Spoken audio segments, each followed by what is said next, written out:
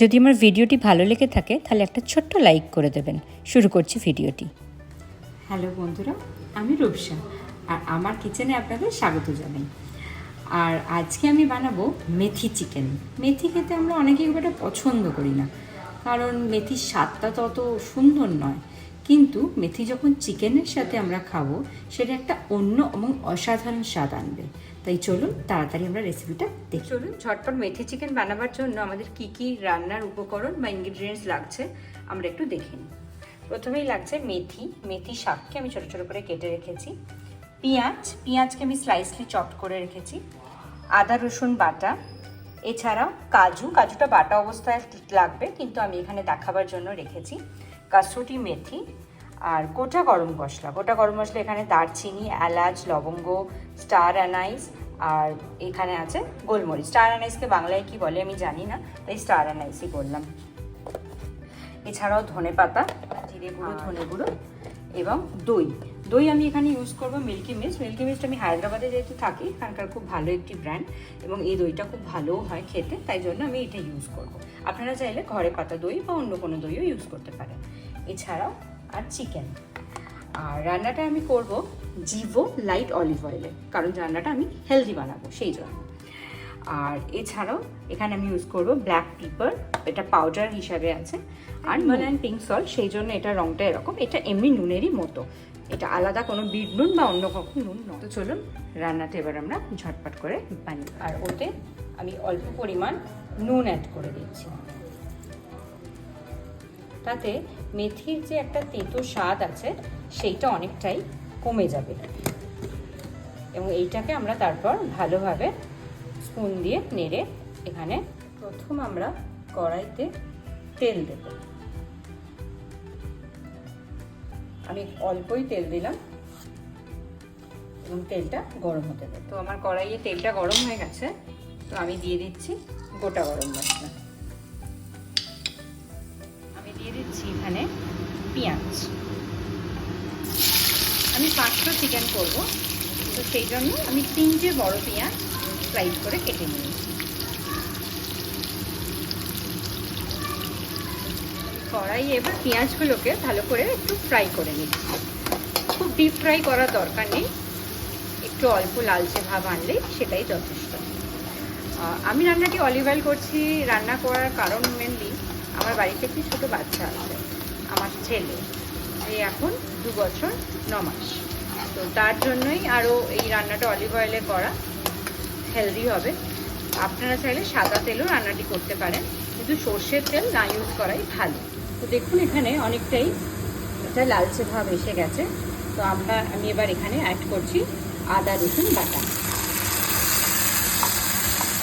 আদা রসুন বাটা দিয়ে একটুখানি নেড়ে নেওয়ার পর আমি এখানে অ্যাড করবো এবার চিকেনগুলো।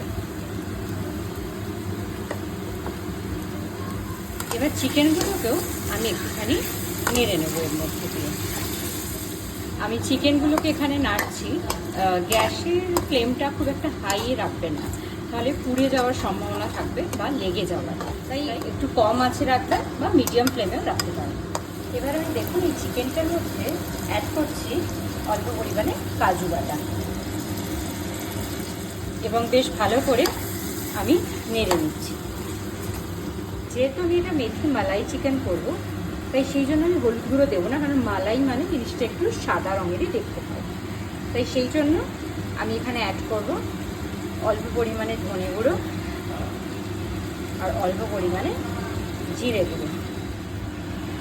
তো এবার আমি রান্নায় একটু দই ফেটিয়ে নিয়ে অ্যাড করছি।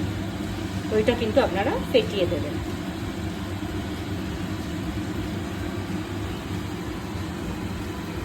এরপর আমি এতে অ্যাড করছি মালাই। আপনারা চাইলে এখানে বাইরের তৈরি ক্রিমও অ্যাড করতে পারেন, কিন্তু যেহেতু আমার এটা বাচ্চাও খাবে এবং আমি মালাই বাড়িতে জমাই, কারণ আমি ঘি বানাই, সেই কারণে আমার কাছে মালাই অ্যাভেলেবেল থাকে বা সর দুধের।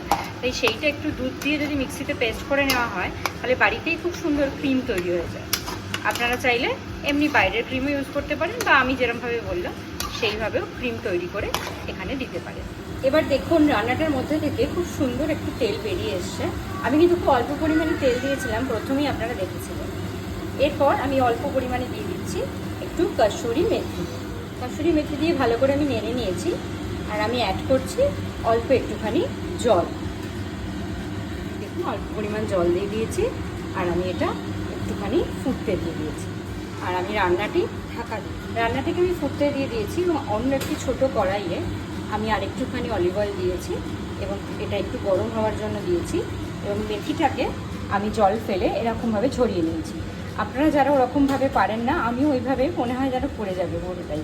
তাই এরকম সুন্দর ফুটোযুক্ত এরকম ছিদ্র করা পাওয়া যায় একটি, এটাকে ড্রেনার বলে, তো আপনারা এরকম কিনে নিতে পারেন।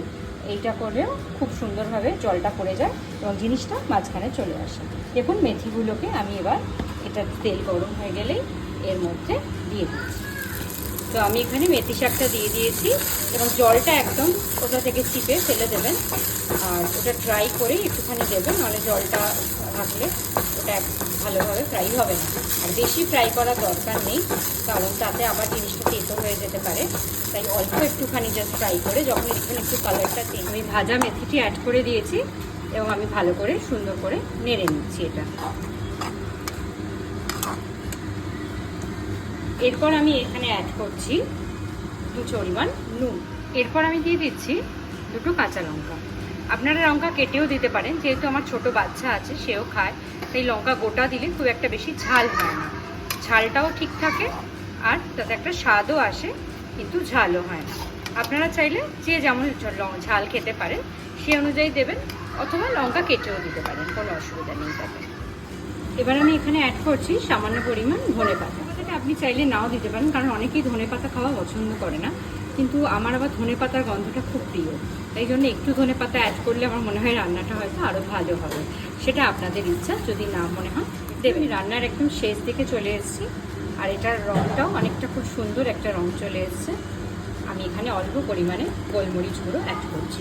দেখুন আমার রান্নাটি একদম কমপ্লিট হয়ে গেছে আর আমি একদম এবার এটার ফ্লেমটা গ্যাসের অফ করে দিচ্ছি আর এবার আমি একটি পাত্রে এটাকে রাখবো। তো দেখুন রান্নাটি আমার কমপ্লিট হয়ে গেছে। আমি এটা সেমি গ্রেভিতে রেখেছি কারণ আমি এটা পরোটা দিয়ে খাবো বলে। আপনারা এটা রুটি, পরোটা, লুচি সব কিছুর সাথেই খেতে পারেন, যেটা আপনাদের মনে হবে। আর আমি এটা সুন্দর করে একটুখানি ডেকোরেশন করে নিয়েছি আর গরম গরম এবার সার্ভ করব। এইভাবেই আপনারা বানিয়ে ফেলতে পারেন মেথি চিকেন, খুব সহজ উপায়।